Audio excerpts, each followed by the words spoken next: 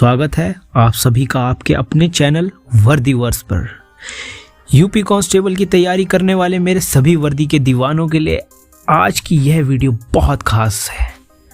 आज हम यूपीजी के सामान्य परिचय के वो 10 सवाल सबसे महत्वपूर्ण प्रश्न देखेंगे जो पिछले सवालों में बार बार पूछे गए हैं और इस बार भी आपके पेपर में सीधे छप सकते हैं। अगर आप पहली बार में ही सिलेक्शन चाहते हैं तो एक भी सवाल मिस मत करना। चलिए शुरू करते हैं। ये रहा आपकी स्क्रीन पे पहला सवाल। चलिए दोस्तों बढ़ते हैं हमारे पहले और सबसे महत्वपूर्ण सवाल की तरफ। उत्तर प्रदेश का स्थापना दिवस कब मनाया जाता है? आपके पास यहाँ पे 3 ऑप्शंस हैं। ऑप्शन ए 24 जनवरी, ऑप्शन बी 1 नवंबर, ऑप्शन सी 26 जनवरी। ऑप्शन ए 24 जनवरी यहाँ पे सही उत्तर है, बट अब सबसे ज़्यादा मेन चीज़ क्या आती है कि इसको याद कैसे रखा जाए। याद करने के लिए वर्दीवर्स ने आपको एक आसान ट्रिक दी है। यूपी में 24 घंटे विकास का जज्बा, बस इसी 24 को पकड़ लीजिए। तो जब भी उत्तर प्रदेश के स्थापना दिवस की बात आए आपको याद आना चाहिए कि यूपी में 24 घंटे काम होता है, यानी 24 जनवरी। बट अब इम्पोर्टेंट हैं अगले बहुत ही महत्वपूर्ण सवाल की तरफ। कई बार परीक्षाओं में सीधा पूछा जाता है कि उत्तर प्रदेश का राजकीय पक्षी कौन सा है। हमारे पास यहाँ पे 3 ऑप्शन हैं। ऑप्शन ए मोर, ऑप्शन बी तोता, ऑप्शन सी सारस या क्रॉन्च। दोस्तों इसका सही जवाब है ऑप्शन सी सारस, जिसे हम क्रॉन्च के नाम से भी जानते हैं। फोटो में आप देख सकते हैं ये पक्षी जोड़े में रहना पसंद करते हैं। अब इसे याद कैसे रखें, क्योंकि एग्जाम के प्रेशर में हम अक्सर भूल जाते हैं, तो हमारे ट्रिक बॉक्स को देखिए। उत्तर प्लस क्रॉन्च प्लस सरल, यानी उत्तर प्रदेश का राजकीय पक्षी क्रॉन्च मतलब सारस है और इसे याद रखना बहुत सरल है। एक बात और नोट कर लीजिए, सारस दुनिया का सबसे बड़ा उड़ने वाला पक्षी है और ये उत्तर प्रदेश के किसानों का मित्र भी माना जाता है, तो इसे कभी मत भूलिएगा। अगला सवाल यूपी की राजनीति के इतिहास से जो हर बार परीक्षा में पूछा जाता है। उत्तर प्रदेश के प्रथम मुख्यमंत्री कौन थे? हमारे पास यहाँ पे 4 दिग्गज विकल्प हैं। पहला विकल्प गोविंद बल्लभ पंत, दूसरा विकल्प चंद्रभानु गुप्ता, तीसरा विकल्प संपूर्णानंद, चौथा विकल्प सुचेता कृपलानी, जो कि पहली महिला मुख्यमंत्री थी। इसका सही जवाब है विकल्प 1 गोविंद बल्लभ पंत। ये हमारे प्रदेश के वो महान नेता थे जिन्होंने आजाद हिंद भारत में यूपी की कमान संभाली। अब इसे याद रखने की शानदार ट्रिक देखिए जो आपको एग्जाम में कभी कंफ्यूज नहीं होने देगी। ट्रिक है यूपी के पहले नेता का नाम गर्व से याद करो, जैसे गोविंद, बस गा से गर्व और गा से गोविंद। जब भी पहला मुख्यमंत्री पूछा जाए तो गर्व के साथ गोविंद बल्लभ पंत जी का नाम याद रखिए। दोस्तों आप फोटो में देख सकते हैं इन्हीं के समय में विधानसभा और विधान परिषद का ढांचा मजबूत हुआ था, तो ये जानकारी अपने दिमाग में छाप लीजिए। चलिए दोस्तों अब देखते हैं यूपी जीके का वो सवाल जो एवरग्रीन है और हर दूसरे एग्जाम में टपक पड़ता है। उत्तर प्रदेश का सबसे बड़ा जिला कौन सा है क्षेत्रफल यानी एरिया की दृष्टि से? आपके पास यहाँ पे 4 विकल्प हैं। विकल्प 1 सोनभद्र, विकल्प 2 प्रयागराज, विकल्प 3 हरदोई, विकल्प 4 लखीमपुर खीरी।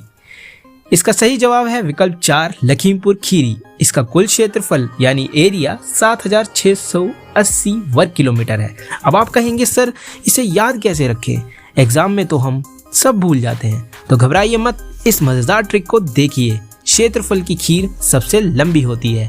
यहाँ लंबी से याद आएगा लखीमपुर और खीर से याद आएगा खीरी। तो जब भी सबसे बड़े जिले क्षेत्रफल की बात हो बस इस लंबी खीर को याद कर लेना, आपका 1 नंबर पक्का। दोस्तों एक याद रखने वाली बहुत इंपॉर्टेंट चीज, इस लखीमपुर खीरी में हमारा मशहूर दुधवा नेशनल पार्क भी है, जिसकी झलक आप इस खूबसूरत फोटो में देख सकते हैं।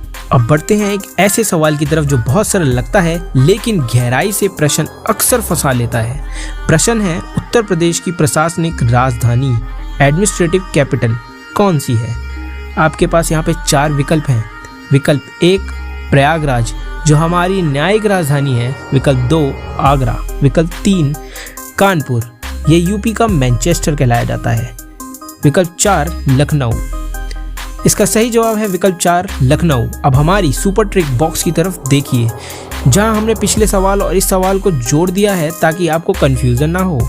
ट्रिक है, क्षेत्रफल में खीर लंबी है, लेकिन जब बात राजधानी की आए तो लखनऊ सबसे धनी है। यहाँ राजधानी शब्द में ही धनी छुपा है और नवाबों का शहर लखनऊ अपनी शानो शौकत के लिए हमेशा से धनी रहा है। इमेज के बीच में आप देख सकते हैं ये भव्य इमारत हमारी विधानसभा है। याद रखिएगा, लखनऊ को प्रशासनिक राजधानी इसलिए कहते हैं क्योंकि यही हमारी विधानसभा और विधान परिषद स्थित है, यानी यहीं से पूरे प्रदेश के लिए नियम और कानून बनाए जाते हैं। दोस्तों, अब बात करते हैं उत्तर प्रदेश के कद की। पूरे भारत में एरिया के हिसाब से कहाँ खड़े हैं?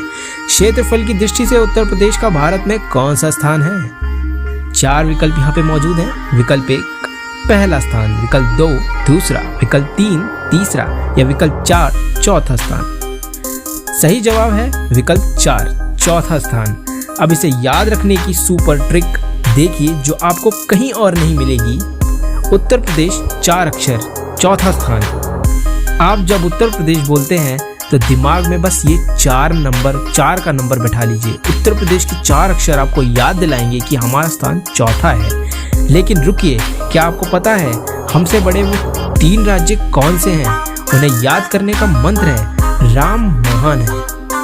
रा से राजस्थान, माँ से मध्य प्रदेश और महान से महाराष्ट्र और चौथे नंबर पर आता है हमारा प्यारा उत्तर प्रदेश। तो इस एक सवाल से आपके 4 और सवाल तैयार हो गए। दोस्तों, अब आ गए हैं वो सवाल जो अच्छे के पसीने छुड़ा देते हैं। इसे ध्यान से पढ़ना क्योंकि यहाँ एक छोटी सी गलती आपका सिलेक्शन रोक सकती है। उत्तर प्रदेश की सीमाएं कितने राज्यों और केंद्र शासित प्रदेशों से मिलती है? यहाँ 4 विकल्प हैं। विकल्प 1 7 राज्य, विकल्प 2 8 राज्य, विकल्प 3 8 राज्य प्लस 1 केंद्र शासित प्रदेश मतलब दिल्ली, विकल्प 4 10 राज्य। इसका सही जवाब है विकल्प 3 कुल 9।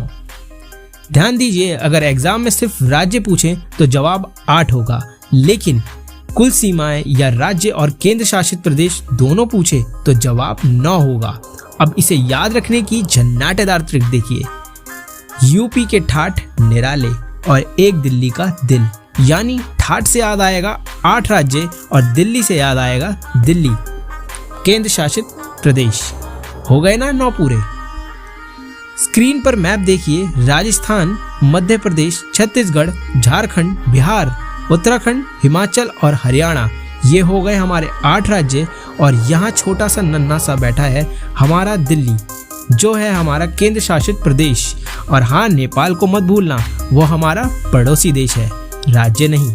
ये दोस्तों, अब बढ़ते हैं हमारे अगले सवाल की तरफ जो उत्तर प्रदेश की शान और पहचान से जुड़ा है। प्रश्न है, उत्तर प्रदेश का राजकीय पशु स्टेट एनिमल क्या है?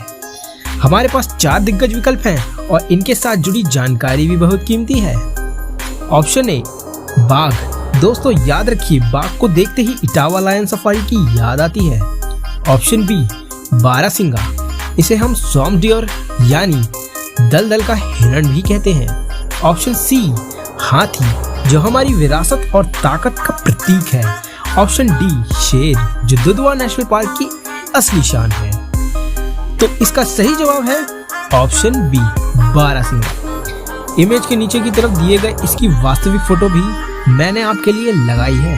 इसके सींगों की अद्भुत बनावट की वजह से ही इसे बारहसिंगा कहा जाता है।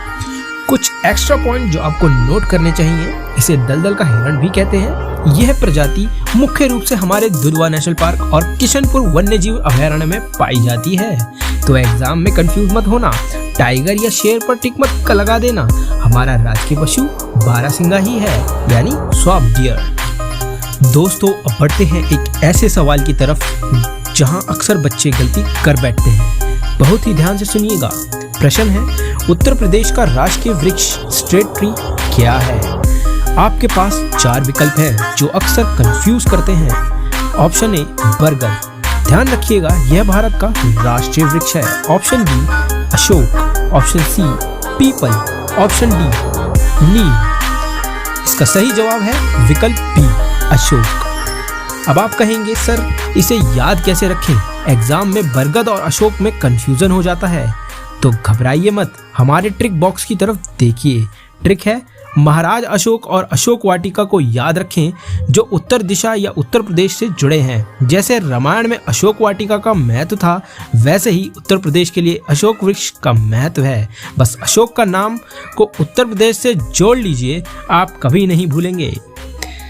दोस्तों याद रखिए कि अशोक का वृक्ष न केवल हमारा राज के प्रतीक है, बल्कि यह आयुर्वेद में भी बहुत लाभकारी माना जाता है। नीचे दी गई फोटो में आप इसकी असली पहचान देख सकते हैं। और अब आते हैं हमारी आज की क्लास का अंतिम और 10वां सवाल। देखते हैं कितने लोग उसका सही जवाब जानते हैं।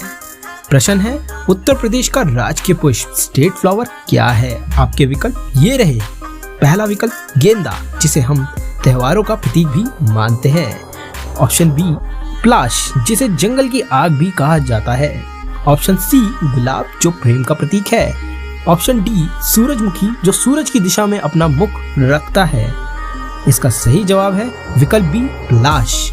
दोस्तों पलाश को अंग्रेजी में फ्लेम ऑफ द फॉरेस्ट भी कहते हैं। क्यों? क्योंकि जब जंगल में ये फूल खिलते हैं तो दूर से ऐसा लगता है जैसे जंगल में आग लगी हो। कुछ एग्जाम स्पेशल बातें नोट कर लीजिए। प्लास को स्थानीय भाषा में टेसू या ढाक भी कहा जाता है। एग्जाम में कभी कभी प्लास की जगह टेसू लिखा आता है, तो कंफ्यूज मत होना। यह हमारे उत्तर प्रदेश के मैदानी और पहाड़ी दोनों क्षेत्रों में शान से पाया जाता है। तो दोस्तों ये थे हमारे यूपीजीके के टॉप 10 सवाल।